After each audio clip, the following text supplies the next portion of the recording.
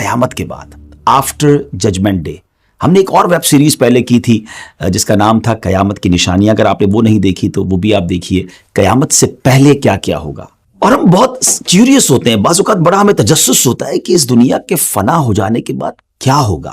لوگ دوبارہ کیسے زندہ ہوں گے، کہاں جمع ہوں گے، کیسے جمع ہوں گے، حساب کب شروع ہوگا، اور کن لوگوں کا حساب ہوگا، اور کون سے ایسے لوگ ہوں گے جو حساب سے بچ جائیں گے. کون کون اللہ کی بارگاہ میں شفاعت یعنی سفارش کرے گا. میزان یعنی اسکیل کیسا ہوگا. پل صراط یعنی برج آف صراط پر لوگوں کی کیا کنڈیشن ہوگی، کیا کیفیت ہوگی. لواء الحمد کیا ہے، حوض کوثر کیسا حوض ہے، اور بھی بہت کچھ آپ جانیں گے اس ویب سیریز میں. آخرت کے حوالے سے درست عقائد، اور ان درست عقائد کو جاننے اور اپنی اسلامک نالج میں اضافہ کرنے کے لیے اسٹارٹ سے اینڈ تک ہمارے ساتھ آپ شامل رہیے گا. آج اس ویب سیریز کا ہمارا فرسٹ ایپیسوڈ ہے، اور انشاءاللہ جیسا میں نے بتایا کہ آج کے ایپیسوڈ میں ہم جانیں گے کہ جب قیامت قائم ہوگی اور حضرت اسرافیل علیہ السلام کے سور پھونکنے سے یہ دنیا فنا ہو جائے گی، ڈسٹرائے ہو جائے گی، زمین ٹکڑے ٹکڑے ہو جائے گی، تارے جھڑ جائیں گے، اور چاند سورج بے نور ہو جائیں گے. پھر ملک الموت، جی ہاں حضرت عزرائیل علیہ السلام جو روح قبض کرنے والے فرشتے ہیں، اللہ تعالیٰ کی بارگاہ میں عرض کریں گے الہی جسے تو نے چاہا اس کے علاوہ سب زمین و آسمان والے فنا ہو چکے ہیں.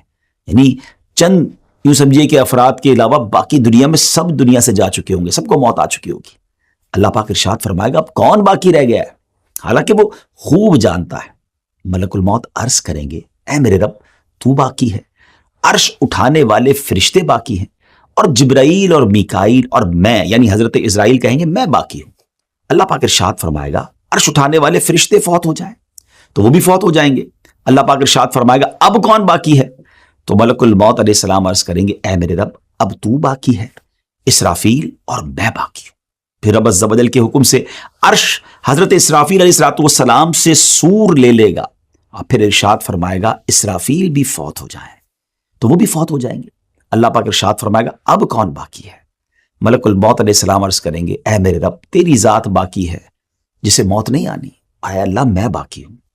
اللہ کریم ارشاد فرمائے گا تم بھی میری مخلوقات میں سے ایک مخلوق ہو، میں نے تمہیں جس کام کے لیے بنایا تم نے اسے دیکھ لیا، کیونکہ اب تو کوئی نہیں تھا نا جس کی روح قبض کر رہی ہے. تو ارشاد ہوگا اب تم فوت ہو جاؤ. چنانچہ ملک الموت علیہ السلام بھی فوت ہو جائیں گے. اب ایک اکیلا اللہ پاک باقی ہوگا. ناظرین اب رب تعالی سبحان اللہ، اب جو اللہ کی طرف سے ارشاد ہوگا نا، اگر اس کو غور سے سنے تو واقعی وہ گوز بمس یعنی رونگٹے کھڑے کر دیتا ہے. اب دنیا میں کوئی نہیں ہے، صرف رب تعالیٰ کی ذات ہے. اور وہ 3 بار یہ اعلان فرمائے گا، وہ ارشاد فرمائے گا، ایک کوسچن گویا فرمائے گا انا الجبار لمن الملک اليوم، میں جبار ہوں، آج کس کی بادشاہی ہے.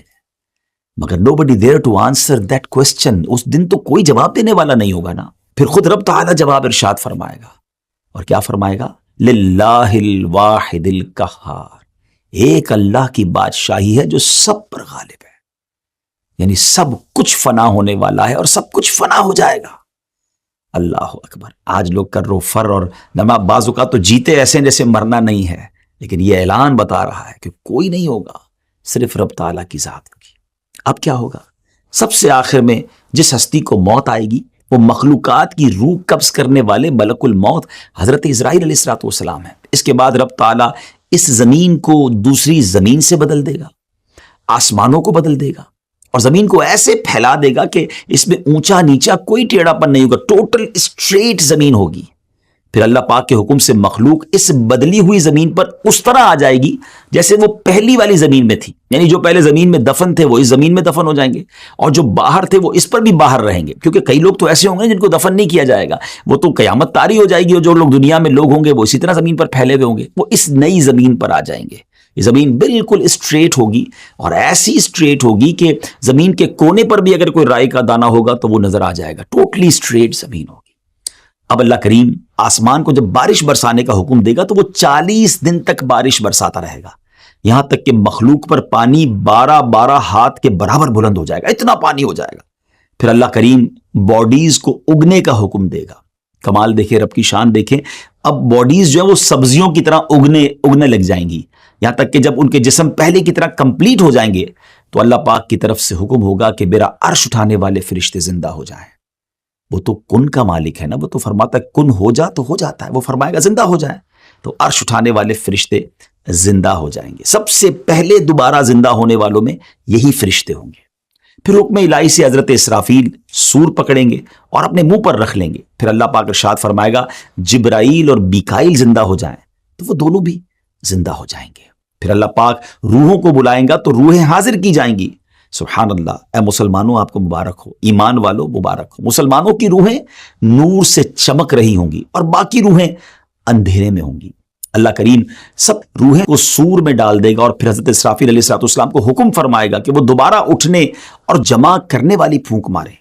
بس وہ جب پھونک ماریں گے سور میں تو روحیں سور سے شہد کی مکھیوں کی طرح نکل کر زمین و آسمان کے درمیان خلا کو بھر دیں گی. بس روحیں زمین کے نیچے اپنی باڈیز کی طرف جائیں گی اور ناک کے جو ہولز ہوں گے نا, ناک کے سوراخ سے داخل ہو کر جسم میں سرایت کر جائیں گی. اس کے بعد حشر برپا ہوگا اور لوگ جمع ہونا شروع ہوں گے. ویورز کیسی معلومات ہے, سنتے ہیں تو بعض اوقات عقل حیران ہو جاتی ہے کہ پھر سے وہ لوگ زندہ ہوں گے. ذرا غور کریں نا کہ دو نفخوں یعنی دونوں سوروں کے درمیان, یعنی ایک سور وہ جس میں سب کو موت آ جائے گی اور دوسری سور جس میں دوبارہ زندہ کیا جائے گا, 40 سال کا وقفہ ہوگا. خیر وقفہ جتنا بھی ہو, لیکن ذہن میں ایک سوال تو پیدا ہوتا ہے نا کہ یہ ہوگا کیسے کہ اتنا ٹائم پیریڈ گزر گیا ہوگا. باڈیز تو ڈیکمپوز ہو چکی ہوں گی, باڈی کے ٹائنی پارٹیکلز, چھوٹے چھوٹے ذرے زمین کے پارٹیکل کے ساتھ مل چکے ہوں گے, نہ جانے کہاں کہاں پہنچ چکے ہوں گے. پھر یہ سب کیسے ہوگا؟ یاد رکھیے کہ انسان کی ہر چیز گل جاتی ہے سوائے عجب الضم کے. اب یہ کیا ہے؟ یہ ایک ہڈی کے بارے میں کہا جاتا ہے اور بروز قیامت اسی ہڈی پر مخلوق کو دوبارہ بنایا جائے گا. عجب الضم کے لفظی معنی ہے دم گچھ. عجب کے معنی ہے اصل اور ضم کا معنی ہے دم. اب یہاں کچھ لوگ کہتے ہیں کہ اسپائنل کارڈ, دیکھیں ہماری جو ریڑھ کی ہڈی ہوتی ہے, انسان اسی پر بیٹھتا ہے, یہ باقاعدہ پلر کی حیثیت رکھتی ہے, جیسے دیوار کے لیے بنیاد ہوتی ہے. اگر یہاں یہ ہڈی مراد ہے تو حدیث کے معنی پھر یہ بنیں گے کہ یہ ہڈی جلد فنا نہیں ہوتی اور مٹی 100 سال کے بعد اس کو ڈیکمپوز کرتی یعنی گلاتی ہے. اور اگر اس سے مراد ہے اجزائے اصلیہ جو انسان کے جسم کی اصل ہیں تو وہ کبھی نہیں فنا ہوتے. اور یہ ایسے باریک کمپوننٹس, ایسے باریک اجزاء ہیں جو مائکروسکوپ سے بھی دیکھنے میں نہیں آتے. عربی میں انہیں اجزائے لا یتجزا یعنی انڈیویزبل کمپوننٹس, یعنی سمجھے کہ یہ ختم نہیں ہوتے, انہیں کہا جاتا ہے. انسان چاہے جہاں بھی چلا جائے, جس بھی حالت میں ہو, مگر یہ کمپوننٹس ویسے ہی رہتے ہیں. حتیٰ کہ غذا اور خون میں بھی اجزاء شامل ہوتے ہیں. انہی اجزاء سے انسان پہلے بھی بنا تھا اور آئندہ بھی بنے گا. دیکھیں نا آج کل ڈی این اے کی بات ہوتی ہے, بالکل مرے ہوئے کتنا سال ہو جاتا ہے, بلکہ اب تو کئی سال پرانے ڈھانچے ملتے ہیں, تو اس کے میڈیکل کے بعد یہ پتہ چل جاتا ہے کہ اس کی عمر کیا تھی, موت کا سبب کیا تھا. تو جب اتنی ساری آج سائنس نے ترقی کر لی ہے جو 100 سال 200 سال بعد کے بعد ڈھانچوں پر تحقیق کر لیتی ہے, تو وہ تو خالق کائنات ہے. ان اللہ علی کل شیء قدیر. نبی پاک علیہ السلام کا ایک اور فرمان سنیے کہ کچے بچے سے لے کر بوڑھے تک ہر ایک کا بروز قیامت حشر ہوگا. حضرت اکرمہ رحمۃ اللہ تعالی علیہ فرماتے ہیں بلا شبہ جو لوگ سمندر میں ڈوب جاتے ہیں, پھر ان کا گوشت مچھلیاں نوچ لیتی ہیں, پھر ان میں سوائے چمکتی ہڈیوں کے کچھ نہیں رہتا, پھر سمندر کی موجیں ان ہڈیوں کو الٹا پلٹا رہتی ہیں, الٹتی پلٹتی رہتی ہیں تاکہ انہیں خشکی پر ڈال دیتی ہیں. پھر وہ ہڈیاں ایک عرصے تک وہاں پڑے رہنے کے سبب گل سڑ کر خستہ اور پارا پارا ہو جاتی ہیں. چنانچہ وہاں سے اونٹوں کا گزر ہوتا ہے تو وہ انہیں کھا کر چل پڑتے ہیں اور پھر مینگنیوں کی صورت میں نکال دیتے ہیں. اس کے بعد کچھ لوگ وہاں پڑاؤ کرتے ہیں اور ان مینگنیوں کو اٹھا کر ان سے آگ جلا کر انہیں بھی راکھ کر دیتے ہیں. پھر ہوا چلتی ہے اور اس راکھ کو زمین پر بکھیر دیتی ہے. اب ناظرین اتنا کچھ ختم ہو گیا, یعنی اتنی صورتوں میں وہ جسم بدل گیا, اب راکھ بھی ہو گیا, راکھ بھی اڑ گئی ہوا کے ذریعے. مگر اب کیا ہوگا جب سور پھونکا جائے گا نا, تو یہ راکھ ہو جانے والے لوگ اور قبروں میں دفن لوگ سب نکلیں گے. اللہ سب کو پھر باڈی کی شکل دے گا, ان میں روحیں داخل ہو جائیں گی. حضرت اسرافیل علیہ السلام بیت المقدس کی چٹان پر کھڑے ہو کر یہ اعلان کریں گے, اے گلی سڑی ہڈیوں, ٹکڑے ٹکڑے ہو جانے والی کھالوں اور بکھرے ہوئے بالوں, اللہ پاک تمہیں حکم دیتا ہے فیصلہ کر دینے والے حساب کے لیے جمع ہو جاؤ. اب آئیے ہم کچھ اور آگے چلتے ہیں. اب یہاں ایک اور بات سمجھنی کہ اجسام جیسے دنیا میں تھے نا, ویسے ہی اپنی رنگ اور اوصاف کے ساتھ, کوالٹیز کے ساتھ دوبارہ لوٹائے جائیں گے. یعنی بے شک ہزاروں سال ہو گئے قبر میں, لیکن جب وہ اٹھیں گے تو رنگ و نسل بھی وہی ہوگی, ان کے اوصاف بھی وہی ہوں گے. اور قبروں سے اٹھانے کے بعد جو سور پھونکا جائے گا نا وہ کافی طویل آواز ہوگی. اس سور کا ابتدائی حصہ لوگوں کو زندہ کرنے کے لیے ہوگا اور بعد والا حصہ انہیں قبروں سے نکالنے کے لیے ہوگا. چنانچہ سور کا وہ حصہ جو انہیں زندہ کرنے کے لیے ہوگا اسے تو وہ نہیں سن سکیں گے، البتہ سور کا وہ حصہ جو انہیں قبروں سے نکالنے کے لیے ہوگا وہ اسے سنیں گے، لسن کریں گے. روایت میں آتا ہے کہ قیامت کے دن لوگ اپنی اپنی قبروں سے بغیر لباس کے، ننگے پاؤں اور بغیر خطرہ کیے ہوئے اٹھیں گے. someone will be no foot, someone will be on foot, someone will be on ride. کوئی پیدل ہوگا، کوئی سواری پر ہوگا، کوئی سواری پر اکیلا ہوگا، کسی پر 3، 4 یا 10 افراد بھی ہوں گے. جو نان بلیور ہوں گے، غیر مسلمین ہوں گے، انہیں تو میدان محشر لے جانے کے لیے کسی کو ملائکہ گھسیٹ کر لے جائیں گے اور کچھ لوگوں کو آگ جمع کرے گی. حدیث پاک کے مطابق نبی کریم علیہ الصلوۃ والسلام نے اپنے دستے مبارک سے ایک بار بڑا کمال کا اشارہ فرمایا. نبی پاک نے ملک شام کی طرف اشارہ کر کے فرمایا کہ تمہارا حشر وہاں ہوگا. اور اسی طرح ایک روایت میں آتا ہے کہ بلا شبہ تمہارا حشر بیت المقدس میں ہوگا. تو ان حدیثوں سے یہ پتہ چلتا ہے کہ جو محشر کا میدان سجایا جائے گا نا وہ بیت المقدس کے قریب، یہ پورا ملک شام ہے نا، اب اس کی بائفرکیشن اب آج کل ہو گئی ہے، لیکن یوں سمجھ لیجئے کہ بیت المقدس کے قریب جو ہے یہ پورا میدان محشر سجایا جائے گا. بروز محشر کی زمین کیسی ہموار ہوگی، کتنی پلین اینڈ اسٹریٹ ہوگی. جیسے میں نے بتایا کہ رائی کا ایک دانہ بھی کونے پہ رکھا ہوگا تو وہ دوسرے کنارے سے دکھائی دے گا. مگر ایک اور امیزنگ بات ہے کہ اس دن جو زمین ہوگی نا وہ ہماری طرح راک کی یا مٹی کی نہیں ہوگی، کاپر کی ہوگی، تانبے کی ہوگی. اللہ اکبر. اور سورج آج کتنا دور ہے؟ ایک تحقیق کے مطابق 93 ملین مائلز اوے ہے. جی ہاں، 9 کروڑ 30 لاکھ مائلز. اور اس دن 1 میل کی مسافت ہوگا. آپ امیجن تو کریں گرمی کا عالم کیا ہوگا، یہ کیسے بیئربل کیسے ہوگا. تو ذرا غور کیجئے کہ اتنا ڈسٹنس، 93 ملین مائل کا ڈسٹنس کے باوجود بھی سورج کی پشت ہماری طرف ہے. لیکن جب کبھی گرمیوں میں ہمارا چہرہ اس کے سامنے آ جائے اور گرمی کا موسم ہو تو گھر سے باہر نکلنا دشوار ہو جاتا ہے. اس وقت 1 میل کے فاصلے پر ہوگا اور اس کی پشت نہیں، اس کا منہ ہماری طرف ہوگا. ہم سوچ بھی نہیں سکتے گرمی کا عالم کیا ہوگا.